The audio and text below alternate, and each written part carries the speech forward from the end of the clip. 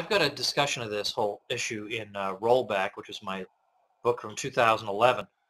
It turns out if you factor in the deadweight losses associated with taxation and collecting taxes and filling out the forms, and then you look at the overhead and the bureaucracy of the welfare agencies, you would only really need to duplicate, if you wanted to have the Free Society provide the same material support that we have provided now, I think it's only about 20 to 25% you'd need to provide.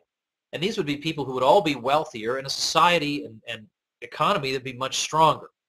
So that's one thing. It's not like you have to supply dollar for dollar what's being supplied now. You don't.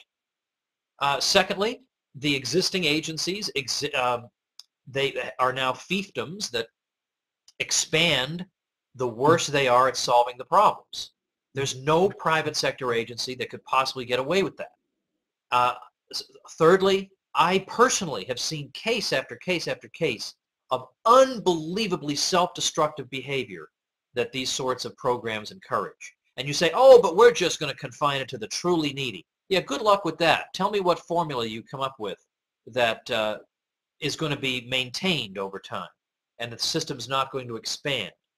So there's all these considerations. But then on top of it, what about you, right? What about you, the critic? I mean, are you basically saying that would you yourself do more for the poor if the welfare state didn't exist? The answer will probably be yes.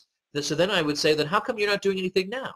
Because you're too busy proving my point, which is that the welfare state makes you not want to do stuff. And maybe there's something better if one human being and another human being come together and one helps the other rather than some check gets sent out to people, which just fosters the kind of self-destructive behavior that we see in different sorts of communities across the country. I mean, there's so many. And then also, where has most of the alleviation of poverty come from? Has it come from government agencies and the welfare state? As we say, throughout all of history, there really was no welfare state. There were monasteries that helped people, but basically there was very little government involvement. And yet the vast bulk of the alleviation of poverty that we've seen occurred before the welfare state even got started. I mean, you look at the 18th century up through the 19th century, poverty is falling dramatically around the world. Real wages are increasing dramatically.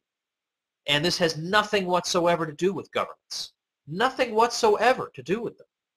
Yeah. So the idea that, well, without, we have to get away from your stupid libertarian position or people are going to starve, the least starvation in the whole world is going on in the most libertarian countries. Now, okay, the most libertarian country still isn't very libertarian, but isn't that interesting that when you have these studies of the economic freedom of the world, that the poor are doing the best in the parts of the world that are the most free?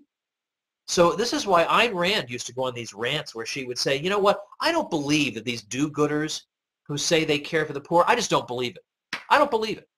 Because if you really cared for the poor, you would want to see the expansion of the only system of the world in the world that has ever made us for 1 minute think that the alleviation of poverty was even possible. Like, I can't believe that you could seriously tell me that you're an advocate for the poor, but you couldn't bother penciling into your busy schedule the 5 minutes of analysis it would have taken you to figure out what system makes it possible for the most people in the world to live a dignified life.